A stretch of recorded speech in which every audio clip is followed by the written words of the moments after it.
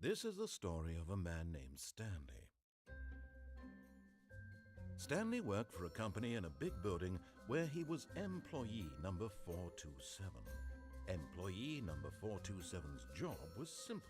He sat at his desk in room 427 and he pushed buttons on a keyboard. Orders came to him through a monitor on his desk, telling him what buttons to push, how long to push them, and in what order. This is what employee 427 did every day of every month of every year. And although others might have considered it soul-rending, Stanley relished every moment that the orders came in, as though he had been made exactly for this job. And Stanley was happy. And then one day, something very peculiar happened. Something that would forever change Stanley. Something he would never quite forget. He had been at his desk for nearly an hour when he realized that not one single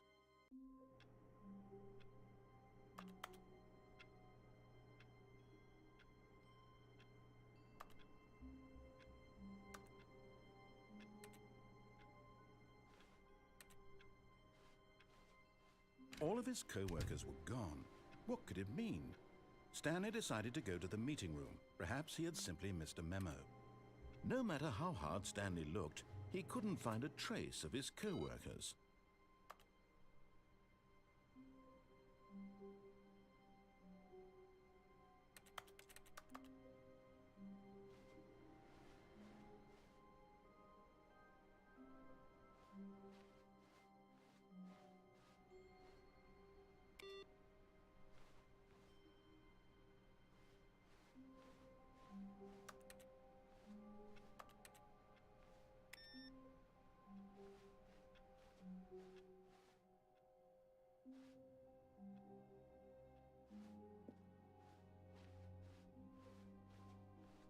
When Stanley came to a set of 2 open doors, he entered the door on his left.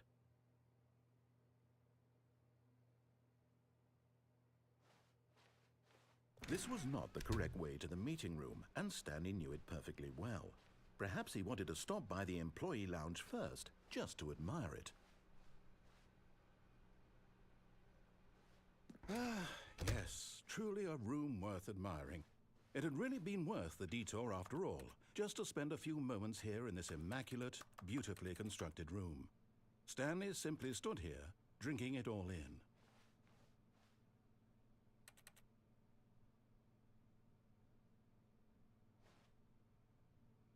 Yes, really, really worth it being here in the room. A room so utterly captivating that even though all your co-workers have mysteriously vanished, here you sit looking at these chairs and some paintings. Really worth it. But eager to get back to business, Stanley took the first open door on his left.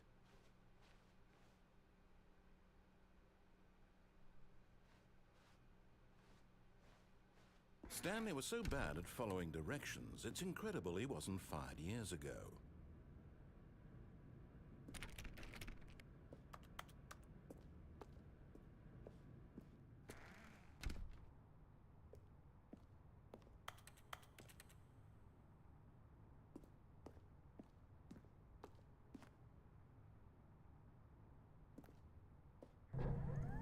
Look, Stanley, I think perhaps we've gotten off on the wrong foot here. I'm not your enemy, really, I'm not. I realize that investing your trust in someone else can be difficult, but the fact is that the story has been about nothing but you all this time. There's someone you've been neglecting, Stanley. Someone you've forgotten about. Please, stop trying to make every decision by yourself. Now, I'm not asking for me, I'm asking for her. This is it, Stanley. Your chance to redeem yourself, to put your work aside, to let her back into your life. She's been waiting.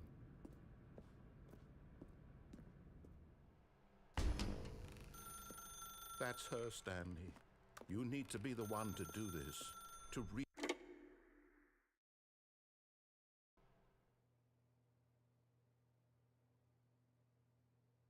Oh, Stanley, is that you? Hold on, sweetie. Sorry to keep you waiting. I'm just pulling the bread out of the oven. All right. Okay, there we go. All right, now, I want you to come in and tell me all about your day. Gotcha! Oh, come on. Did you actually think you had a loving wife who'd want to commit their life to you? I'm trying to make a point here, Stanley. I'm trying to get you to see something. Come inside. Let me show you what's really going on here. Sorry, but you're in my story now.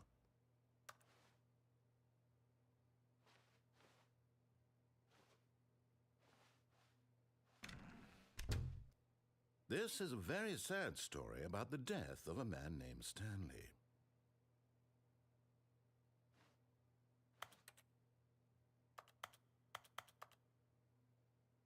Stanley is quite a boring fellow.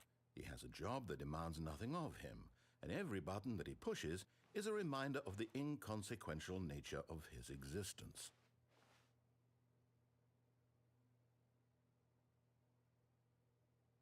Look at him there, pushing buttons, doing exactly what he's told to do. Now he's pushing a button. Now he's eating lunch. Now he's going home. Now he's coming back to work. One might even feel sorry for him, except that he's chosen this life. But in his mind, he can go on fantastic adventures. From behind his desk, Stanley dreamed of wild expeditions into the unknown, fantastic discoveries of new lands. It was wonderful, and each day that he returned to work was a reminder that none of it would ever happen to him.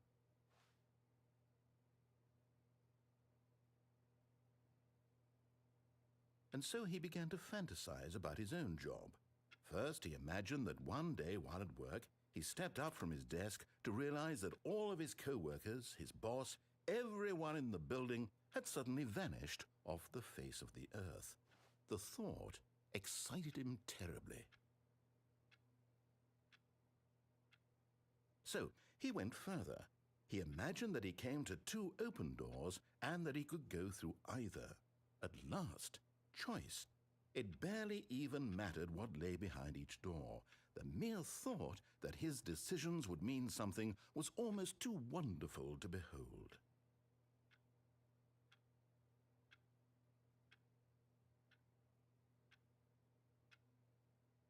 As he wandered through this fantasy world, he began to fill it with many possible paths and destinations.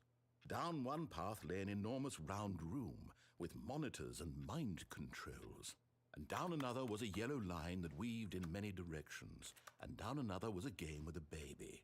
And he called it the Stanley Parable.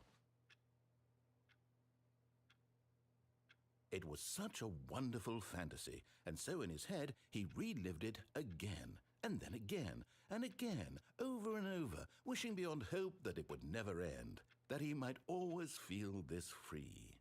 Surely there's an answer down some new path, mustn't there be? Perhaps if he played just one more time.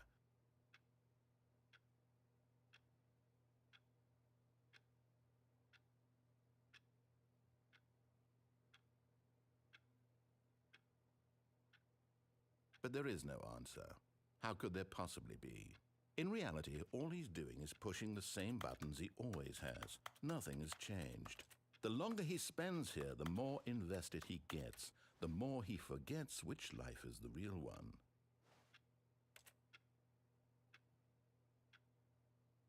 And I'm trying to tell him this, that in this world he can never be anything but an observer, that as long as he remains here, he's slowly killing himself.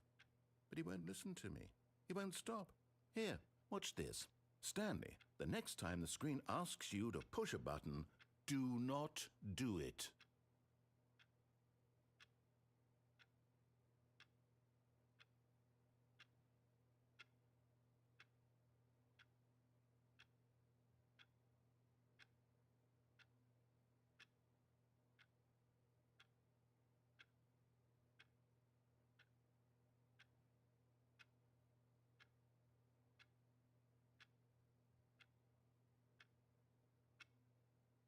You see?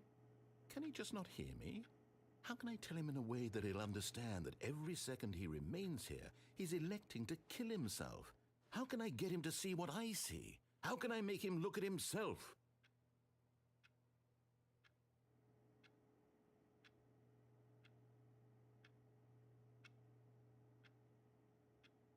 I suppose I can't, not in the way I want him to.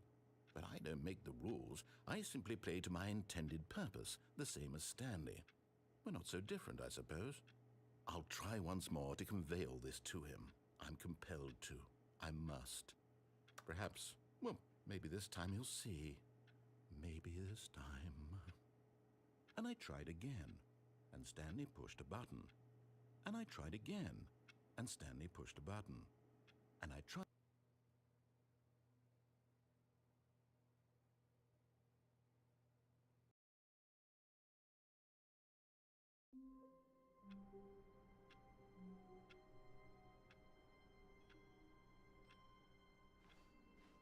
All of his co-workers were gone. What could it mean? Stanley decided to go to the meeting room. Perhaps he had simply missed a memo.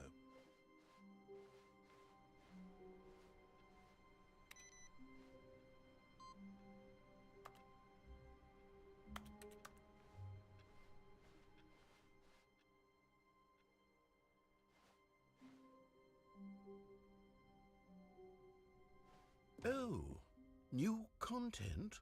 What does that mean, new content?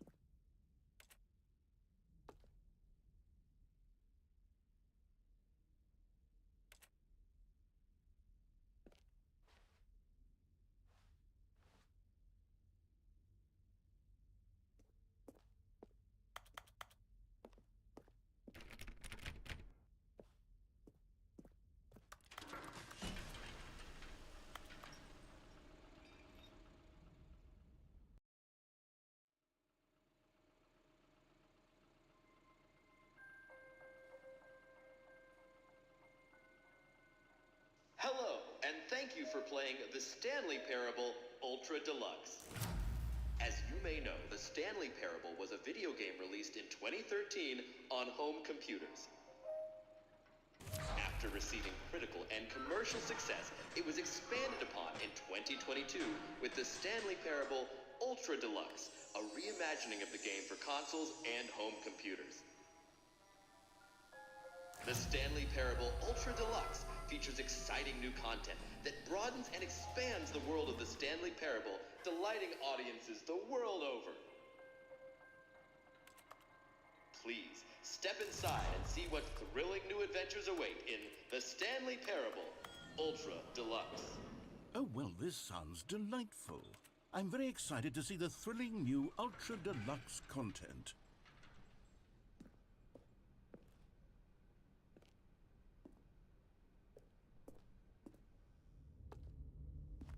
Okay, so far it's an elevator.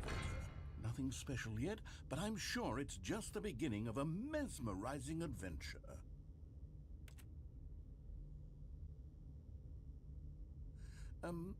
Is it broken? What's going on here?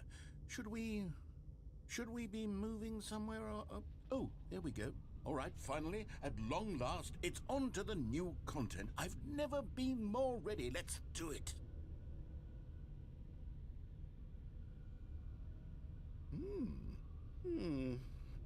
I have to say, initial impressions of Stanley Parable Ultra Deluxe, mostly tedious. It's as if Oh, okay. Let's see the content. Give me the content, Stanley.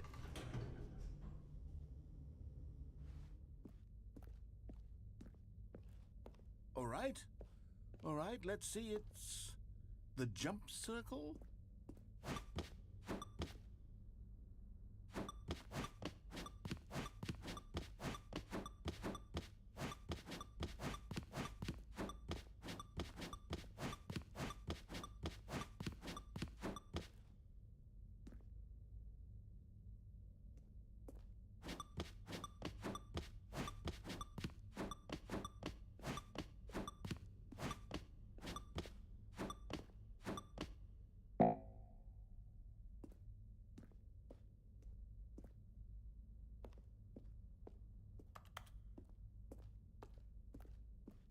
Is that it? Surely that's not all the new content. There has to be something else, right? Goodness, another elevator. Stanley, I have to say, initial impressions of this game are not positive. It's just elevators and jumping. Is this what passes for exciting new content? If this is new content, then I could just read you the whole dictionary. There's 20 hours of new content right there. Hell, I could count to 30 trillion. You could put that on the box. The Stanley Parable Ultra Deluxe, now with over 1,000 hours of new content. And oh wait, there's more. Very good. Yes. I knew there had to be something else. Let's see it. I'm ready for whatever it is.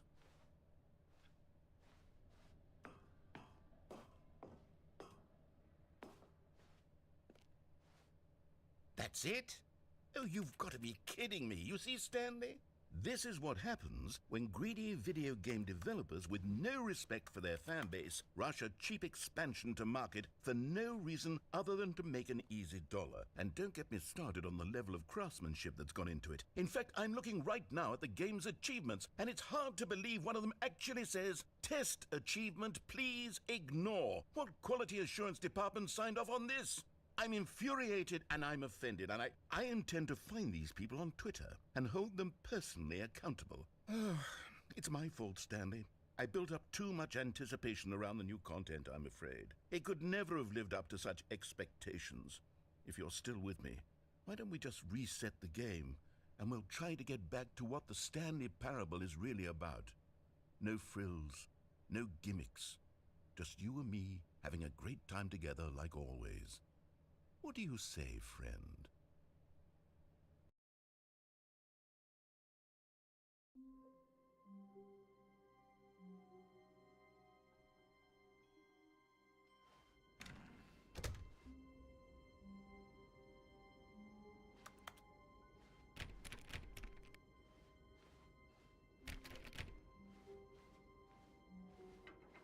Psst!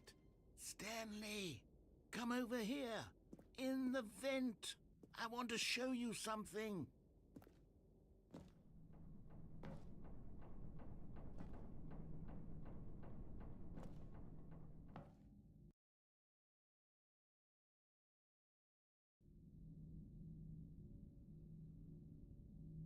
Okay, you remember how cheap and unsatisfying the new Ultra Deluxe content turned out to be? Well, it got me thinking about the past, and how much better the Stanley Parable used to be. So I made something special and tucked it away here where the game's developers won't find it.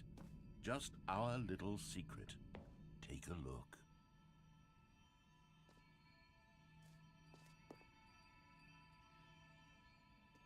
I call it the Memory Zone. It's where I've been storing all my favorite memories so I can relive the peak experiences of my life whenever I want. Experiences like the launch of the Stanley Parable on PC.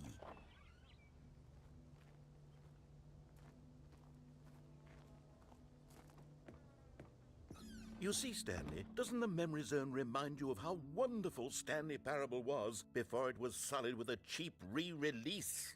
Remember back in October of 2013, when the game originally launched? Back then, video games had integrity. Back then, it all meant something. Oh, the waste.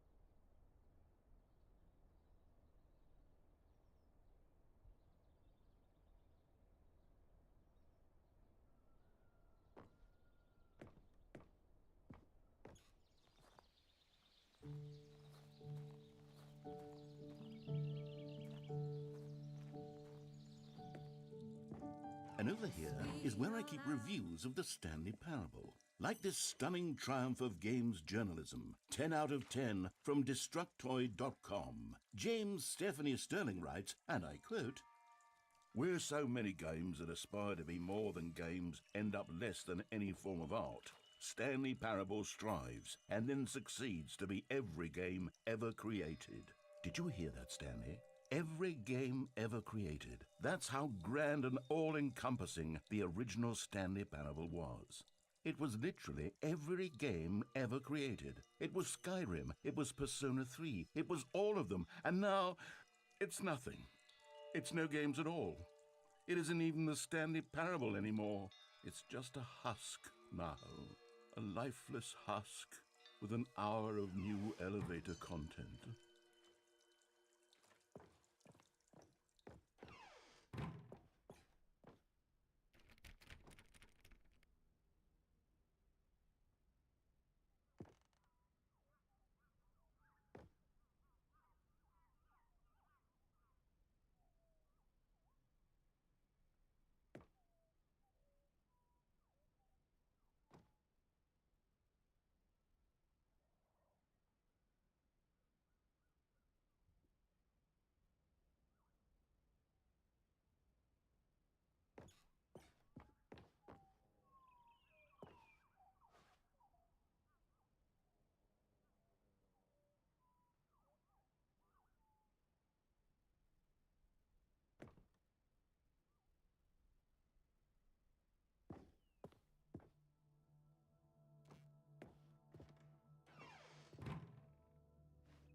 Here's another moving passage, this time from GameSpot.com.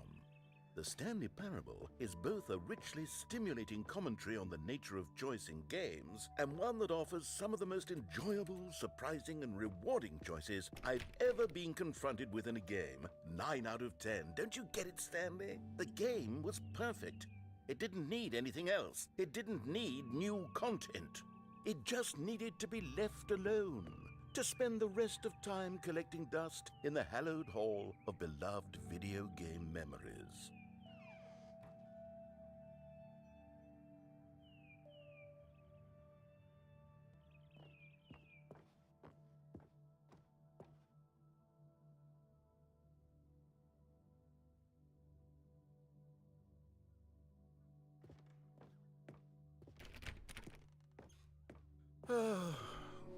These were simpler times, Stanley. What I wouldn't give to go back, to have it all over again.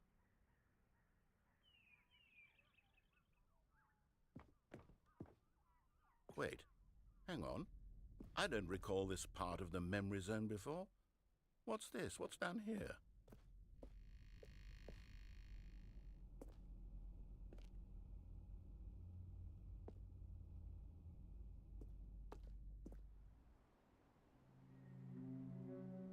Oh no. Oh God, no. Stanley, it's a collection of reviews from Steam, the online video game distributor. I haven't looked at these in years.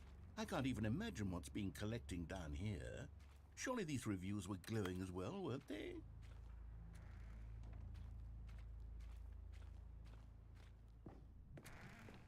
Honestly, I could not be bothered to play this game to full completion. The narrator is obnoxious and unfunny, with his humor and dialogue proving to be more irritating than entertaining. Unfunny! I'm not trying to be funny. I'm trying to make a serious work of art. I suppose I could write up a handful of gags to insert into the Stanley Parable, but the game is already such a densely layered web of profound philosophical insights that I can't even imagine where I'd have the room to stick them.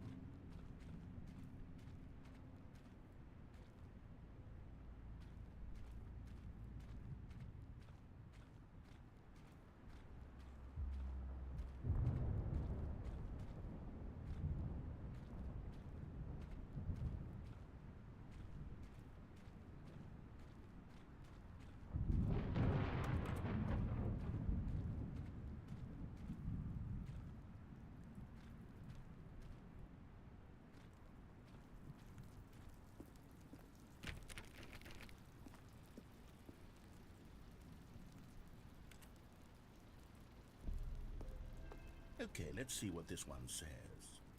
While the idea for the game is good, for someone who prefers non-linear games, this preachiness gets annoying fast. Preachy? Stanley? I'm not preachy, am I? You can tell me if I'm preachy. Honestly, you can. Oh, goodness. This is actually quite shocking for me. I always, well, to be honest, I had always thought of the game's dialogue as being rather terse to begin with. You can't know how much fluff I cut from the game to get it to feel as light and airy as it... Well, I always thought it did. But maybe it wasn't. But dear, what an awful memory to have to hold on to. These black marks on my otherwise unimpeachable track record. I feel like a failure. Like I let these people down. Perhaps the Stanley Parable isn't quite as sterling as I always remembered.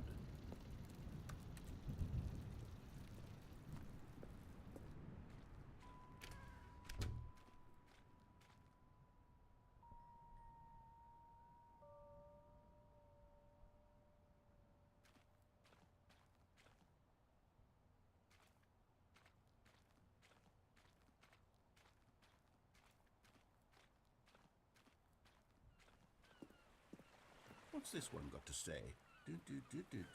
You constantly have to stop doing anything so the narrator can catch up with his long-winded explanations of what's happening. I wish there was a skip button.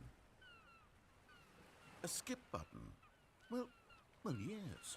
Yes, I think we can do that. If I'm truly too preachy, then maybe letting you skip ahead for just a moment, surely it couldn't hurt.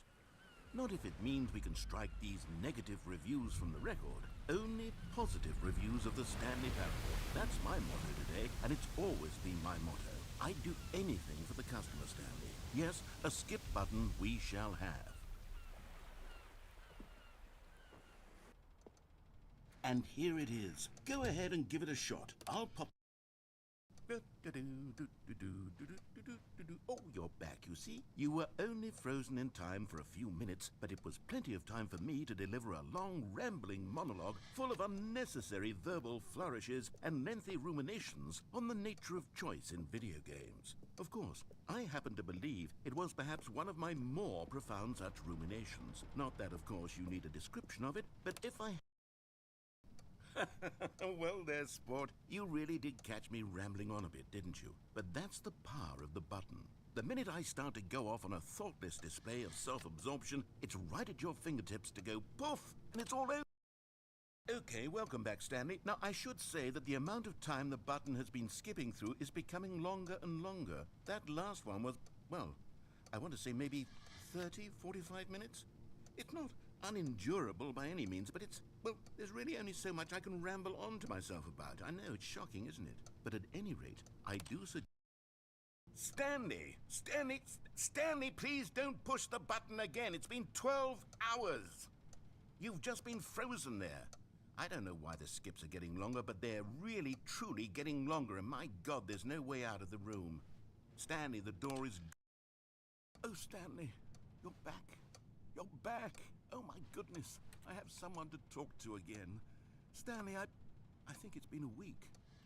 Or 2 weeks. I've been sitting here all that time. Just sitting here. Not a single person to speak with. And you'd think that that's just how it's always been, right? Me talking and you saying nothing. Would you think that it's exactly the same as always? Doesn't that feel like what we've already been doing? Me just talking? But it isn't, Stanley. It isn't the same at all. It isn't even close. Because I know you can't hear me once you push that button. That's what I'm realizing now, Stanley. I'm realizing that I needed to know that someone was listening. Oh, hello. It's you. You're here again. Welcome.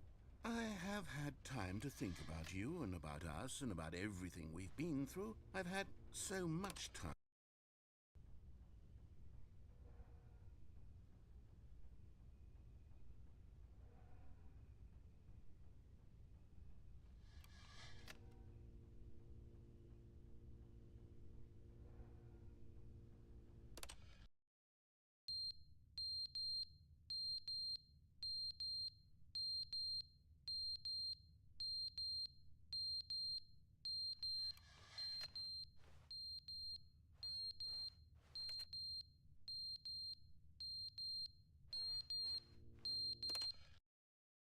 But they didn't understand the game was never meant to be funny. It was meant to have a point. It was meant to speak to the human condition. But where are the jokes? Where are the jokes? They bemoaned, they screamed, they gnashed their teeth and said, entertain.